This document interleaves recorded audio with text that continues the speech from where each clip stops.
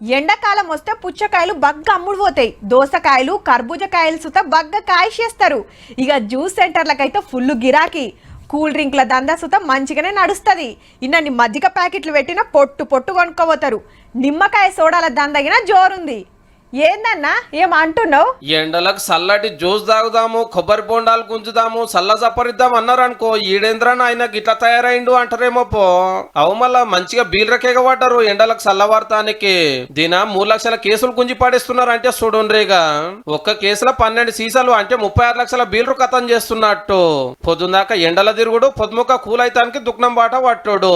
ఈ దూపకు ఒక్కరు తాగితే అంతా అది 2-3 గుంజితే గప్పుడు పానం కుదార్థం అవుతుందా మనోళ్లకు. రేట్లు పెరిగినా కూడా బీర్ అదే సేల్ తాగుతున్నారు. రోజుకి ఎన్ని తాగుతావు అన్న నువ్వు?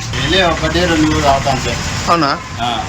ఇప్పుడు రేటు పెరిగిపోయింది, ఇప్పుడు తప్పనే తాగుతున్నా. మళ్ళా ఏ తోవల చూసినా రండి రండి అని పిలిచే వయసులే నాయే. వెనకాల పరాకతిగా సిట్టింగు తినడానికి కూడా ప్రతి ఒక్కటి దొరుకుతుంది. ఇంతలనే దోస్తుగాడు ఫోన్ చేస్తే అన్ని కూడా ఇడికే రమ్మంటే ఇంకో 1/2 డజన్ చెప్తే కథం ఏ పోతామా పైసలు అనుకుంటే బార్లా. మళ్ళా లగ్గాల సీజను మనోళ్ళని తీసినాక ఫంక్షన్ హాల్కు పోతారు. పెళ్లి పిల్లగాడు దావా తీయకుంటూ ఊకోరాయే. ఊళ్ళ పూట పండుగలు కూడా గట్టిగానే అవుతున్నాయి. ఇంకో దిక్కు IPL. మంచిగా కాటన్ బీర్లు తెచ్చుకొని దోస్తులంతా ఒక్క కాడ కూర్చొని క్రికెట్ చూస్తే అదొక మజా.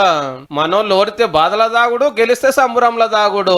పల్లెపూర్లకు తిప్పలు కాకుండా బిల్డ్ షాపులు ఉండనే ఉండే. హీగేమున్నది బీల్రకు ఫుల్ డిమాండ్. అర్రలంతా పెద్ద ఫ్రిడ్జులు పెట్టినా చాలతలేవట. తెలంగాణలో తాగుడంటే అట్లుంటది మళ్ళా.